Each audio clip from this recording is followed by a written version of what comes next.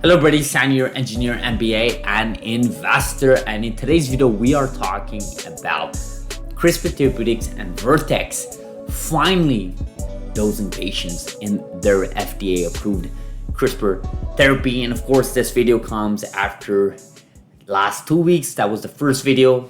I went to Florida in US for work conference. I'm actually back as of 2 days ago. So I told myself, you know what? I want to stay consistent and do these videos here and there because, of course, that's what I promised 2 weekends ago, if you recall. So, anyways, the point here is that we're gonna cover this article here that was given to me by one of our community members.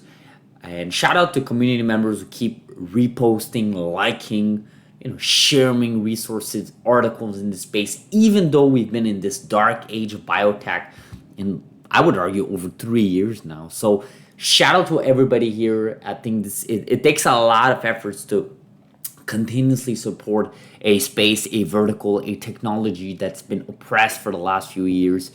And of course, now it's slowly starting to surface up as, of course, we come out of this biotech dark age, as you may describe it. So patients at last begin receiving Vertx CRISPR and Bluebird sickle cell gene therapy. So I'm not going to cover the second part of this article because that's a whole different topic. But we are now, as of 2 weeks ago, September 17, which was just a couple of days before I head off to Orlando for a week there. I was in Florida. It's really humid in Florida. Let me tell you this much, guys. So last month, Vertex said sickle cell patients had not received infusions of his gene therapy, Casgevy. That's now changed as the company races with Bluebird's Lyfgenia, whatever you want to pronounce it. So looks like in August 1st, Vertex actually said that they had no actual patients that had infused the therapy yet, but this has changed. It looks like someone from Vertex, a spokesperson, confirmed to Biospace that infusions have since begun. They have not released the amount of patients that the infusion has started with, but it has begun, right?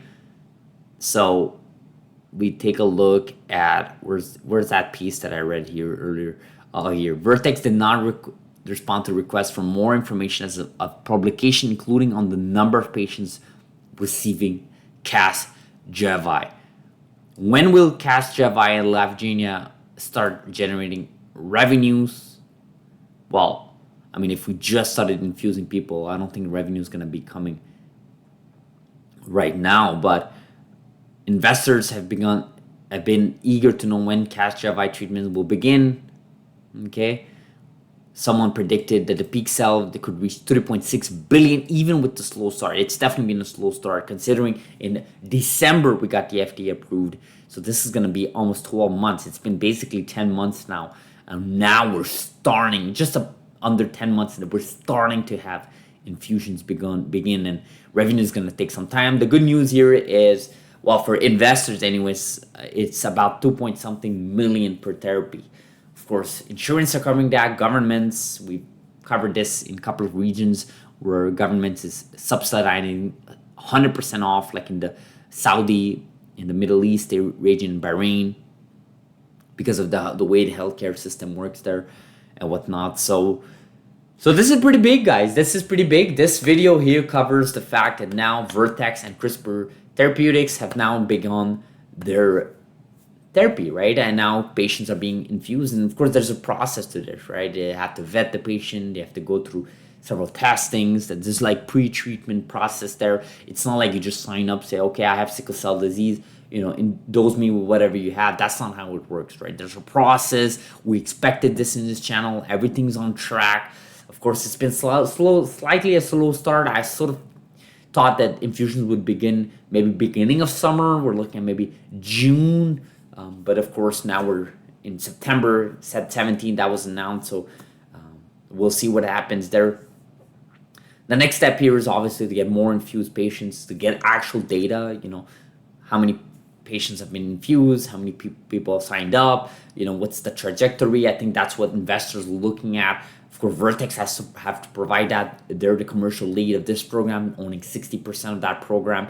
Of Of course, they've invested billions of dollars at this point. So for them, it's to their benefit to release that data because patients are looking for that. So there's also other things that happened last 2 weeks. I saw something that I think Pfizer stopped their sickle cell disease program because of bad data. Of course, Pfizer is another big healthcare / biotech company, and them stopping their whole sickle cell disease program gives this sickle cell disease program, more leeway, a better visibility, saying, hey, this program here, they're looking to actually have good data. They've been FDA approved. Why these other companies can't do it with their own technologies? And of course, that speaks volume of the power of CRISPR, whether or not it's first gen CRISPR, second gen CRISPR, or even third gen CRISPR.